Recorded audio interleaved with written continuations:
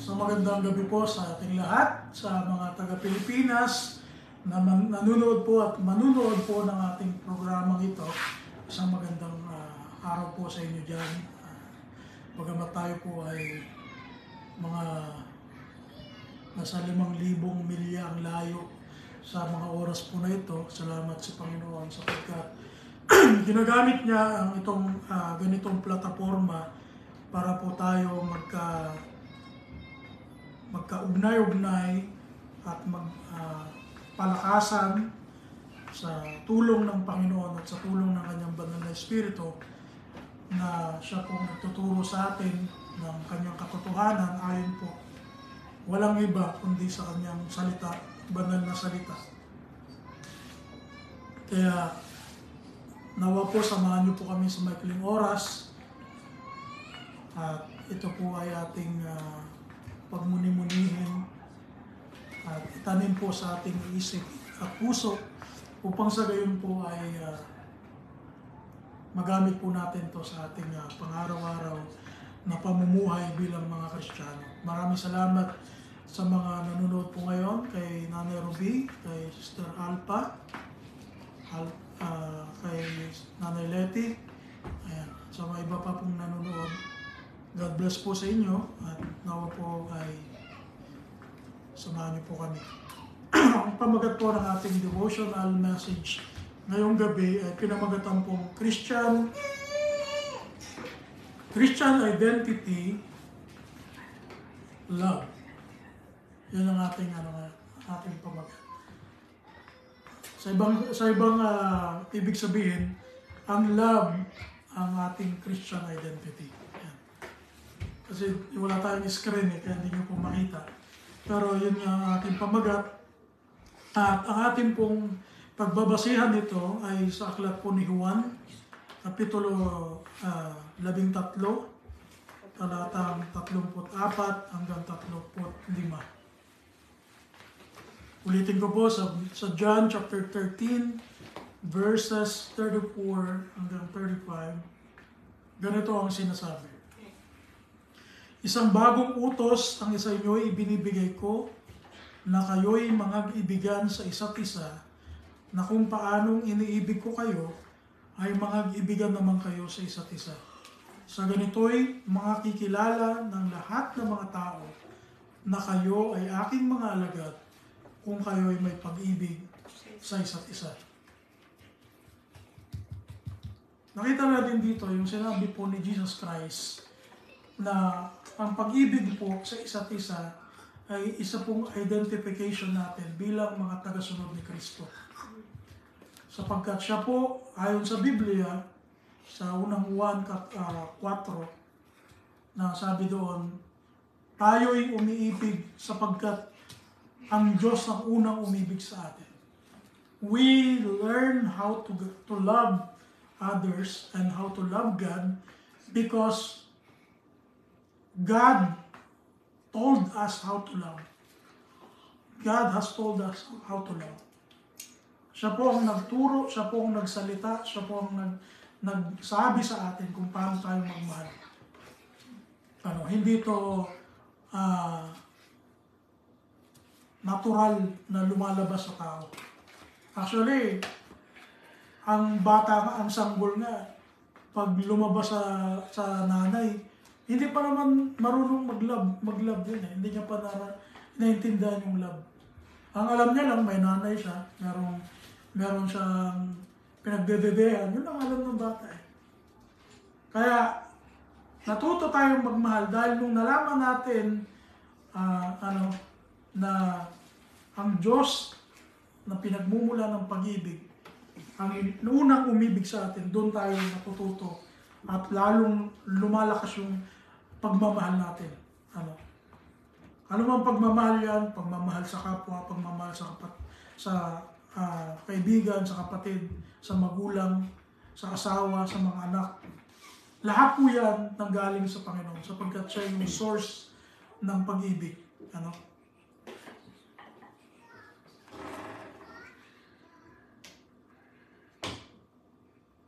Ngayon, ba't tinatopic natin ito? Actually, gusto ko i-continue lang po yung ating message nung last Sunday about sa love.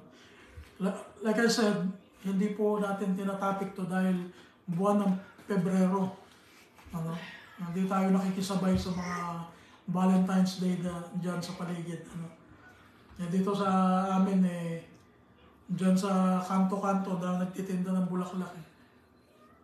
Anyway, hindi po tayo nagtatopic about sa love just because of that, but because to remind us how great is God's love. How great is God's love and how important to love others. Kasi kahit alam po natin masyado tayong aware, masyado tayong batikan na sa pag-alam ng doktrina, pero kung hindi naman natin marunong mahalin ang kapwa natin, hindi tayo marunong mamahal ng mga kasambahay natin sa Panginoon, mga kapananampalataya natin, baliwala yung alam mo sa Bible, baliwala na alam mo lahat ng doktrina sa Bible, baliwala yun. Mas maigi pa yung kunti lang yung alam mo sa Bible na doktrina, pero nangunguna naman tayo sa pagmamahal. Wala masabi yung tao sa atin sa pagdating sa genuine love natin sa ibang tao. Ano? Bakit mahalaga ingatan ang pag-ibig sa kapwa, lalo na sa mga kasambahay sa pananampalataya? Bakit ba mahalaga? Una, kanina nabasa natin, sabi dyan ni Christ, ito yung identification natin bilang mga Kristiyano. Bakit? Kasi kung wala ito, hindi tayo pwedeng tawagin Kristiyano. Kaya yung mga churches na nagkakampi-kampihan, nagbabangayan, nagkakagatan sa isa't isa, nagsisiraan, hindi po sila tunay na mga lingkod ng Panginoon. Sabi ng Bible po yun, hindi po ako nagsabi. Sila mismo yung nagsisiraan ng kapwa nila Kristiyano sa loob ng church. At hindi lang sa loob ng church, pati sa labas ng church. May mga ganitong tao may sakit eh. May sakit sa bibig na kung saan hindi sila mapakali kung hindi sila makachismis ng isang araw. Yun yung nakakalungkot na pangyayari. Nung linggo na pag-aralan natin, sabi dun ni Santiago, hindi yun galing sa Diyos, kundi galing sa laman, galing sa dyablo, yung mga bagay na gano'n. Taliwas ito dito sa sinasabi ngayon ni Christ. Ng pag-ibig sa isa't isa, yun yung identification natin sa pagiging Kristiyano. Kaya, mga kapatid, reminder po ito sa atin ngayong gabi, o kung ano man oras sa inyo dyan ngayon. Baka meron po tayong nakakagalitan ng mga kapwa natin Kristiyano ngayon sa mga oras na ito. Baka merong mga tao na pinagtataniman tayo ng sama ng loob, ng galit. Iwaksin po natin yan. Iwaksin po natin yan. Dahil ang sabi nga ng Bible, mahalin natin ang isa't isa. Mahalin natin ang kapwa natin. Balikan natin doon yung tanong, bakit kailangan ingatan yung pagmamahal? Bakit? Kasi ayon sa Matthew chapter 24, verse 12, may mangyayari. May mangyayari. 24 verse 12 ng Matthew. Pakitingnan natin dito sa screen.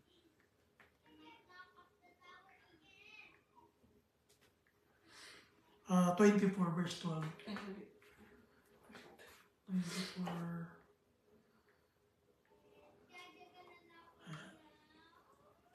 Sabi dyan, at dahil sa pagsagana ng katampalasanan, ang pag-ibig ng marami ay lalamig. Kaya pala dapat nating ingatan ang pag-ibig, mga kapatid. Kasi darating ang panahon, at ito'y mangyayari nga, dahil sinabi ni Kristo ito na mangyayari, na magkakaroon ng paglalamig sa pag-ibig. Hindi yung pananampalataya ang lalamig eh. ang lalamig yung pag-ibig. Nakatch nyo. Nalala nyo sa Corinto, 1 Corinthians chapter 13, yung last verse nun, ang sabi doon ni Paul, merong pag-asa, may pananampalataya, may pag-ibig. Subalit, ang pinakamahalaga sa tatlong ito ay ang pag-ibig. Ang pinakamataas sa tatlong ito, ang mananatili dito, ang pag-ibig. Kaya, it makes sense, dito sa sinabi ni Christ, ang sabi niya, dahil sa pagsagana ng katampalasanan, ang pag-ibig ng marami ay lalamig. Darating ang panahon, ang iglesia ng Panginoon, dadami sa loob ang mahilig gumawa ng katampalasanan. Ano ba yung katampalasanan?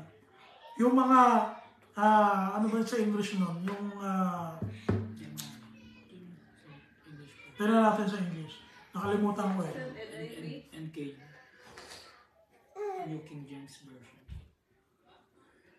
Yan, lawlessness. Ano ibig sabihin ng lawlessness? Ito yung mga Kristiyano na ayaw nang sumunod sa Bible. Mas susundin na nila yung sinasabi ni pastor. Mas susundin na nila yung gusto nilang mapakinggan. Sounds familiar ba sa panahon natin ngayon? Nangyayari ba ito sa panahon natin ngayon? Nangyayari. Kaya, maraming mga iglesia sa panahon natin ngayon, maraming mga kapatiran nang lalamig sa pag-ibig nila sa Panginoon. Bakit? Dahil sa mga katampalasanan sa loob ng church. Kaya pala, mahalaga, mga kapatid, ingatan natin yung genuine love, yung pag-ibig na itinuturo ni Christ, yung pag-ibig na identity natin bilang mga tagasunod ni Kristo. Sabi ni Christ, kung kayo'y mag-iibigan, malalaman nila na kayo'y mga alagad ko. Tama yun. At yun yung dapat natin gawin. Yun yung dapat natin gawin. If we want to be identified as followers of Christ, then we have to learn how to love others. Hindi yung sinisigaw mo na Kristiyano ka, nasa online, sa public, di ba? Sa social media, talagang pinapangandakan mo na Kristiyano ka. Pero sa bahay nyo, galit-galit naman kayo. Nagmumurahan kayo sa loob ng bahay. Nagsusuntukan, nag-aaway, nagbabatuhan ng plato, nagbabatuhan ng kung ano-anong mabato dyan sa loob ng bahay. Yung ba yung patunay na Kristiyano tayo? Yung tayo mismo sa pamilya natin, away-away tayo. Kung gano'n na nangyayari sa pamilyang Kristiyano, dapat i-assess natin yung sarili natin. Ako ba yung pinagmumulan ng away? Ako ba yung pinagmumulan ng gulo? Ako ba yung namumuhay na may identity ni Kristo na sinasabi niya sa Bible? Unang Juan 4:20, ang sabi rito ni Juan, kung sinasabi ng sino man, ako'y umiibig sa Diyos at napupuot sa kanyang kapatid, ay sinungaling. Sapagkat ang hindi umiibig sa kanyang kapatid na kanyang nakita, ay paanong makakaibig sa Diyos o siya sa Diyos na hindi niya nakita? Nakita niyo po yung point doon ni Juan? Ni Apostol Juan. Paano natin sasabihin? Di ba kasi ngayon ang mga tao ngayon, ang dali-dali lang sabihin, Lord, I love you, Lord. Nakakanta pa, I love you, Lord. Paalon-alon pa yung boses eh. Pero, hindi naman marunong magmahal ng kapwa. Sa katunayan, maraming Kristiyano, racist eh. Maraming Kristiyano, pinagmumula ng prejudice eh. Alam niyo yung prejudice? Yung mga bagay na may mga pagkukutsa sa ibang tao. Pag-discriminate sa ibang tao. Huwag natin sabihin na dito lang sa Amerika nangyayari yun. Matindi ang discrimination sa Pilipinas. At ito ang sasabihin ko, matindi ang discrimination sa loob ng church. Huwag natin sabihin na, sa US lang naman nangyayari. No? Even inside the church, there is a huge discrimination happening as of right now. Na nagsasalita ako dito ngayon. Discrimination of age, discrimination of color, discrimination of status, discrimination of social identities. Kaso ang problema, pinakamatindi, yung pastor mismo ang pinagmumula ng discrimination. Yun yung nalaalunggot. Tapos magtuturo tayo, pag-ibig ay, ang Diyos ay pag-ibig. Tayo ay mag-ibigan. Sana po nakukuha niyo yung punto ko. Kung binibigyan din ko po rito, yung kahalagahan ng pag-ibig natin sa isa't isa. Kasi kung wala po ito, hindi natin pwedeng mahalin ang Panginoon eh. Hindi natin pwedeng mahalin ang Panginoon. Yung nakikita natin, mukhaan, in person, hindi natin kayang mahalin. How much more yung Diyos na hindi natin nakikita? Sasabihin natin, mahal kita Lord. Niloloko lang natin yung sarili natin eh. Kaya nga sabi ni Christ, di ba turo ni Christ sa paglilimos o sa sacrifice sa Panginoon? Sabi niya, kung hahain ka sa Panginoon, iwanan mo muna hain mo. Makipagkasundo ka muna doon sa kaalitan mo. Bumalik ka pag nagkasundo na kayo, saka kung bumalik, at doon ka mag-sacrifice. How many times we gave money in the church while our heart is troubled? Merong problema yung puso natin. Dahil may problema tayo sa kapwa natin. Tingin ba natin tama yun? No matter how much you gave, no matter how much money you gave to the church, how much money you offered to God, if something wrong in your heart, meron kang mga tinatago-tago dyan na sama ng loob, alitan, sakit sa puso dahil sa asawa mo, sa kapatid mo, sa kapwa mo, kristyanuhan, baliwala yung pera na ibinibigay mo sa church. Baliwala yung pag-taas-taas mo dyan ng kamay habang umaawit. Baliwala yung pananalangin natin. Kasi, from the beginning, mali na agad yung heart mo. Remember that God sees inside our hearts.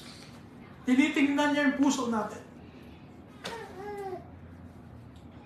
He can watch the things in our hearts that yung ibang tao, tayo hindi natin nakikita yun. Tayo, kapwa natin, hindi natin nakikita yung puso ng ibang tao. Pero ang Diyos, nababasa niya, natatalos niya yung kailaliman ng puso natin. Nababasa niya yun. Wala tayong may tatalo sa Kanya. Kaya kahit ngayong oras na ito, habang nakikinig tayo ng devotion, pero ang puso natin, iba, mali. Wala sa focus sa Panginoon. Huwag na lang tayo mag-devotion. Patayin niyo yung cellphone niyo, iwanan niyo itong devotion na ito, online, at magmuni-muni muna tayo sa Lord. Humingi tayo ng tawad sa Panginoon. Kasi, baliwala yung time na binibigay natin ngayon kung ang puso natin mali, kung ang puso natin kulang, kung ang puso natin hindi focus sa Panginoon. Alam niyo, mga kapatid, ang pagmamahal natin sa kapwa, ito yung pangatlong rason. Napakahalaga, dapat ingatan. Kasi po, hindi lang ito nagiging identity natin sa Panginoon, kundi ito rin ang basihan ng Diyos. Pakinggan niyo po ito ha. Siguro ngayon nyo lang mapapakinggan. Ang pag-ibig natin sa kapwa, ang basihan ng Diyos sa atin, para malaman ng Diyos, or basihan ng Diyos sa atin, kung Paano natin siya minamahal? Katulad nga ng sinabi ni Juan kanina, paano mo mahalin ang Diyos kung hindi mo mahal yung kapwa mo? Tama yun. Minsan, binabase ng Diyos yung pagmamahal mo sa Kanya kung paano mo minamahal yung kapwa mo. Naintindihan po natin? You have to love others. Yung mga nakikita mo dito sa lupa, nakikita mo dito sa mundo. Kailangan nating mahalin niya. Kasi ayon din sa Kanya, kay Jesus Christ, basahin natin ito nga. Matthew 25:35 to 40. Maganda tong example niya eh. Actually, ano to eh, isa sa mga turo niya nung siya'y nabuhay. Matthew 25:35 to 40. Pakibasa niyo nga, sino ba gusto magbasa? 35 to 40. Sapagat ako'y nagutom at ako'y inyong pinakain. Ako'y nauhaw at ako'y inyong pinainom. Ako'y naging taga-ibang bayan at inyo akong pinatuloy. Naging hubad at inyo akong pinaramtan. Ako'y nagkasakit at sa inyo ako'y dinalaw. Ako'y nabilanggo at inyo akong pinaroonan. Kung magkagayo sasagutin siya ng mga matuwid at mga magsasabi, Panginoon, kailan ka namin nakitang nagutom at pinakain ka namin, o nauuhaw at pinainom ka? At kailan ka namin nakitang isang taga-ibang bayan at pinatuloy ka, o hubad at pinaramtan ka? At kailan ka namin nakitang may sakit, o nasa bilangguan at dinalaw ka namin? At sasagot ang hari at sasabihin sa kanila, katotohanang sinasabi ko sa inyo, yamang inyong ginawa sa isa dito sa aking mga kapatid, kahit sa pinakamaliit na ito, ay sa akin ninyo ginawa. See? Nakita niyo yung sinabi dito sa Bible. Ito yung punto ni Apostol Juan na kung hindi mo kayang mahalin yung ibang tao, paano mo mamahalin ang Diyos na hindi mo nakikita? Kaya niliwanag to ni Kristo, ang sabi ni Kristo, dito sa sinabi niya ito, na yung mga natulungan natin na mga maliliit, mahihina, nasa bilangguan, mga nagugutom, nauuhaw, walang damit. Yung mga tao na yun, in other words, yung mga nangangailangan, yung kapwa natin, hindi naman hayop ito eh. Kapwa-tao natin ito eh. Tama? Hindi naman sinabi na bilanggong hayop, na bilanggong kalabaw, tinulungan mo. Hindi. Ang pinag-uusapan dito, yung kapwa natin tao. Ang example dito, yung mahihina, yung masasaktin, yung mga nangangailangan lalo, yun yung mga dapat tulungan. Ang problema sa church, hindi eh. Kapag nakita sa loob ng church yung tao, medyo alanganin yung suot, medyo gusgusin, lalong hindi pinapansin. Magmasid kayo, hindi ako nagsasabi dito ng kwento-kwento. Magmasid tayo, punta kayo ng Manila, try lang natin, punta lang kayo ng Manila. Obserbahan natin doon yung mga churches of Christ doon. Hindi ako nagpipinpoint ng church na yun. Mag-try lang tayo, kahit hindi sa Manila, kahit saan. Tingnan nyo at obserbahan nyo kung sino doon yung talagang tahimik na sa sulok. Tapos, simple lang ang damit. Halos hindi pinapansin sa loob ng church. Tapos yung pastor mismo, pinapansin lang yung mga kakosa niya doon sa loob ng church. Mali pa yung kakosa. Bilangguan pala yung kakosa. Ano tawag dito? Yung mga ka-level niya. Yung pinapansin lang halos ng pastor, yung mga malakas mag-tight sa offering. Yan yung mga pinapansin. Yung mga dekotse, yan ang pinapansin eh. May babala si Santiago sa atin about sa gano'n. Ang sabi ni Santiago, kung di ako nagkakamali sa chapter 2 ng James, ang sabi niya, ang Diyos ay hindi nagtatangi. Kung kayo, sa loob ng iglesia, ang pinapaupo nyo yung mga importanteng tao, at sasabihin mo doon sa mahirap, dito ka umupo sa sahig. Ang sabi niya, nagtatangi kayo. Ang Diyos ay hindi nagtatangi, sabi ni Santiago. Alam niyo, maraming pastor nakakabasa nito. Pero maraming pastor di gumagawa nito. Maraming pastor ini-ignore ito. At hindi lang pastor, pati mga members sa church. Tapos sasabihin natin, love the Lord your God with all your heart. Naintindihan niyo yung point natin? Naintindihan natin yung point? Kaya ako, sinasabi ko to hindi dahil perfecto ako ginagawa ko. Hindi, lahat tayo dito nasasaktan. Lahat tayo dito tinatamaan. Pero ang gusto lang ng Panginoon sa atin i-remind how love is very important in the sa buhay ng isang Kristyano. Loving others is fulfilling the law. Romans chapter 13 verse 8 hanggang 10. Pakitingnan natin. Roma verses 8 to 10. 13. Huwag kayong magkautang ng ano paman sa kanino man, maliban na sa mga ibigan kayo. Sapagkat ang umibig sa kanyang kapwa ay nakaganap na ng kautusan. Sapagkat ito, huwag kang mangangalunya, huwag kang papatay, huwag kang magnanakaw, huwag kang mananakim, at kung mayroon pang ibang utos, ay nauuwi sa salitang ito. Sa makatuwid bagay, ibigin mo ang iyong kapwa na gaya ng iyong sarili. Ang pag-ibig ay hindi gumagawa ng masama sa kanyang kapwa. Ang pag-ibig nga ay siyang katuparan ng kautusan. Malinaw, ano? Mga kapatid, madali lang magsalita ng mahal kita. Diba? Pero madalas mahirap patunayan. At ito po, mga kapatid, kung ang minamahal lang natin yung mahal din tayo, hindi pa rin natin nasusunod ang utos ng Panginoon. Brother Reps, ako naman, nagmamahal naman ako ng kapwa ko eh. Yes! Actually, lahat nga tayo ganun eh. Di ba? Wala namang taong hindi talaga nagmamahal ng kapwa eh.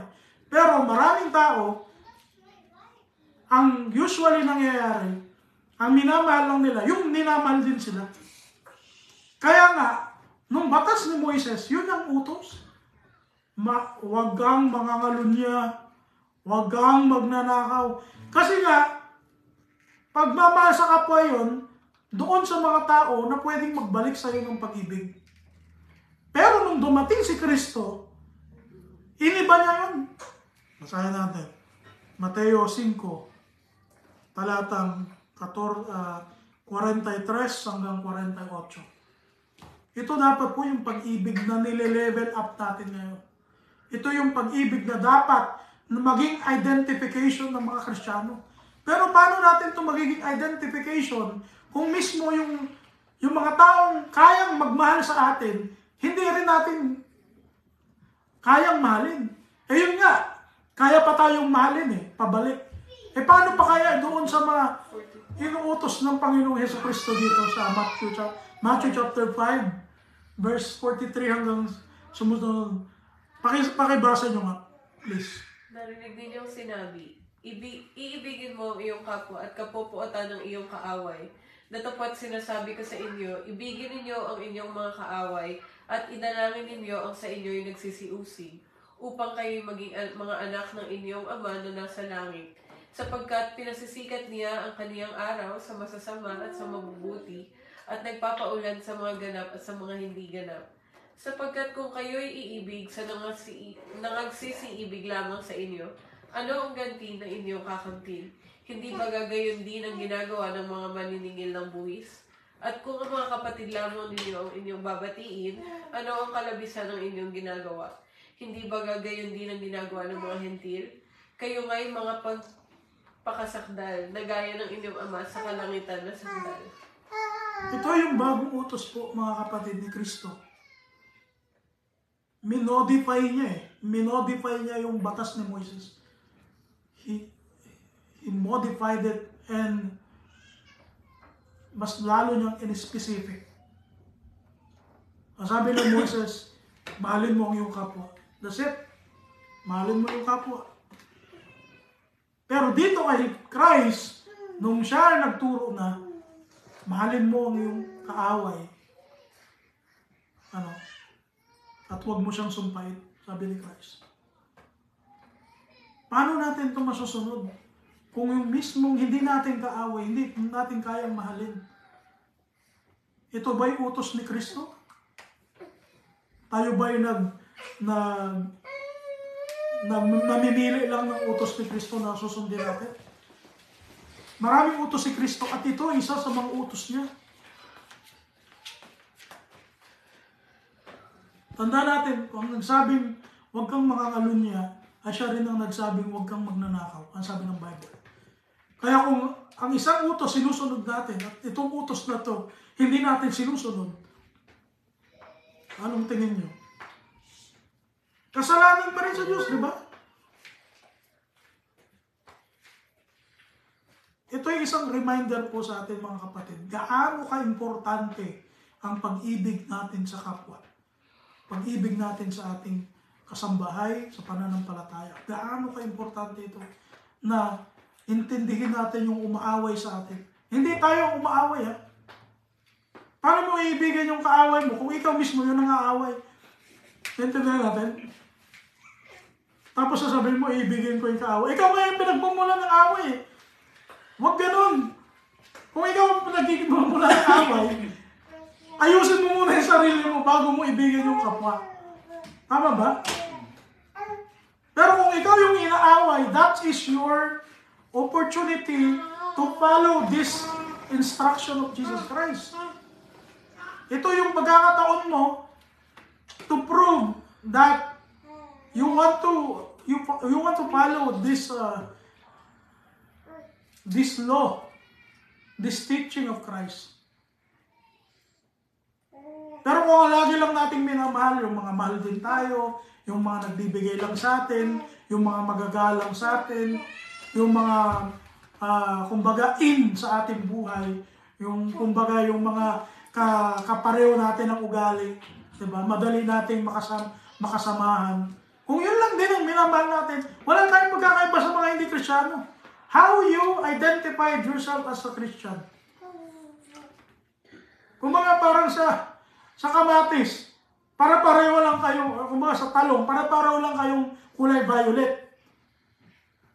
No matter how you're shaped, may bilog, may mahaba, diba? May pa-oblong, mayroong pa-square, kung may pa-square na talong. Pero anyway, ang point ko doon, pareho pa rin kayo na kulay violet.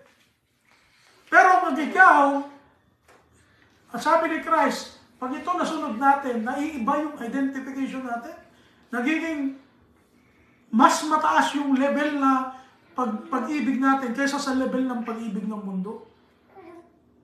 Imbes na violet ka, kulay white ka na. Nakakita na kayo ng talong na white. Meron ganun dito sa US. Puting, maputi siya yung balat niya yung sa eggplant. Diba? Ganun din. At makikita ng mga tao yun. Makikita yun ng paligid natin.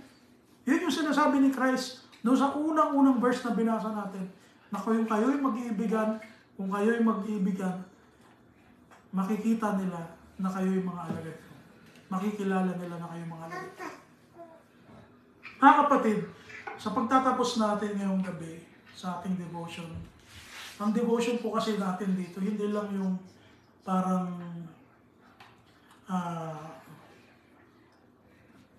pagmumuni-muni ng salita ng Diyos, kundi may kaunting doktrina, may kaunting challenge na ibinibigay sa atin ng Panginoon na konektados po sa kanyang salita. Alam natin kung gaano na tayo katagal na Kristiyano sa ating buhay. Iba sa atin, more than 20 years na siguro. Yung iba sa atin, bago pa lang sa pananampalataya. Pero kung ano man po, kung gaano ka man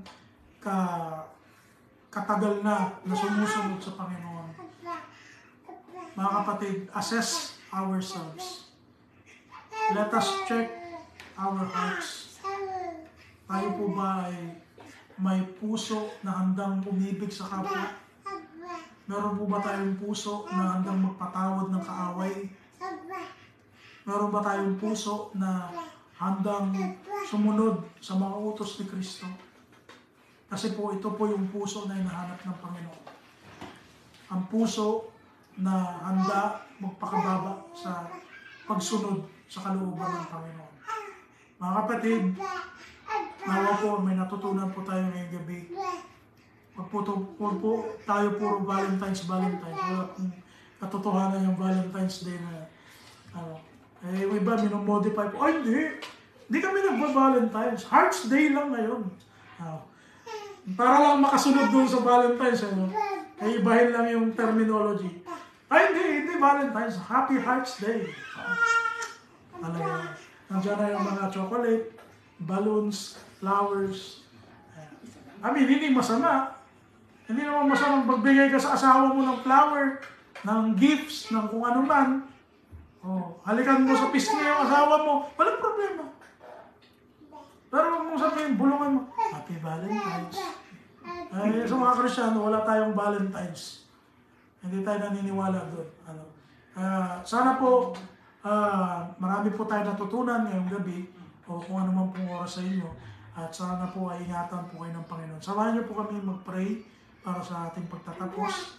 Isama po natin ang biyahe po ni Mama Edel. Ngayon po, kabukas po ang kanyang flight. Pakisama po siya sa kanyang mga prayer, sa mga personal prayers niya po na maging matagumpay po ang kanyang paglipad bukas papunta po sa Pilipinas. Tayo po ay manalangin sa mandali, tayo yumuko at tumawag tayo sa Panginoon. O dakilang Diyos na makapangyarihan sa lahat, salamat po ng marami sa oras po na ito na niloob mo, Panginoon. Kami po ay magkasama-sama at makapag-aral, makapakinig ng iyong mga salita. Ama, sa oras po na ito, pangunahan mo po ang aming mga puso, ang aming mga isip, at kung kayo po ay may nakikitang mga pagkukulang, mga karumihan, mga mali sa puso namin, Panginoon. When it comes to our relationships between us and other people, Lord, pakilinisin mo kami, Panginoon. Tulungan mo po kami na patuloy na matuto magmahal ng aming kapwa, ng aming mga kaaway, mga umaaway sa amin, mga taong hindi sa amin nakikipagkasundo.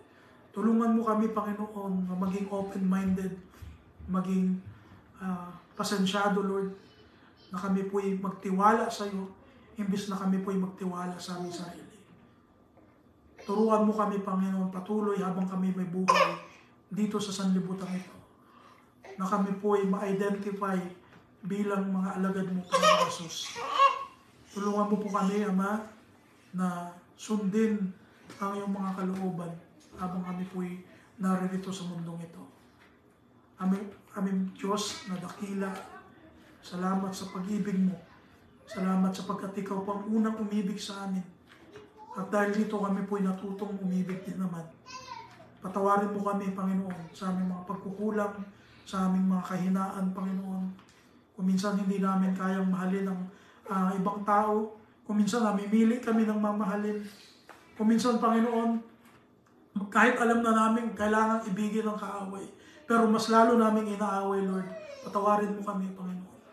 Minsan sarado ang aming isip, minsan nakakalimutan namin kung ano yung pananampalataya na itinuturo mo sa amin.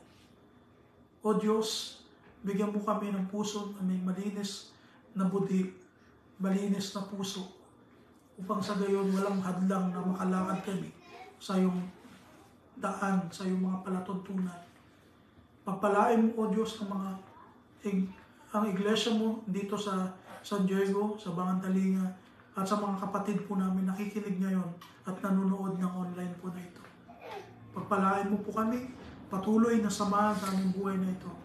Lalo na sa panahon ito, Panginoon, na nakikita namin na palala ng palala ang sakit ng mundo. At ito po'y lalong umihilig, lalong nakahilig, Panginoon, sa kasamaan. Tulungan mo kami, Panginoon. Kami pong mga alagad mo, Panginoon, dito sa lupa. Na kami po'y magtiis at patuloy na magtapat sa iyo hanggang wakas. Masunod po namin ang lahat ng nais mo sapagkat ito po ang iyong gusto. Na kami maging sakdal tulad mo na sakdal. Maraming salamat sa pag-ibig mo, O Diyos. Maraming salamat sa kapatawaran mo, sa biyaya mo na patuloy mong ibinibigay sa amin sa araw-araw. Purihin ka, O Diyos, patuloy ka namin sinasamba. Nadalangin namin ang nalalapit po na biyahe ng aming mama, Sister Edel, na kanyang pong paglipad bukas sa papuntang Pilipinas. At gayon din po ang biyahe nila Brother Cyrus na kanyang kasama bukas, paghatid po sa LA, Lord. Ikaw na ako pong mag-ingat sa kanilang biyahe, sa kanilang mga lalakarin bukas, Panginoon. Ikaw nawa pong magbigay sa kanila ng maayos na paglalakbay, O Diyos. Ganyan din po sa mga maabutan po ni Mama sa Pilipinas, pakipagpalain mo sila doon, maging pagpapala nawa po ang buhay ni Mama sa kanila at maging kasiglahan po ito sa kanila doon.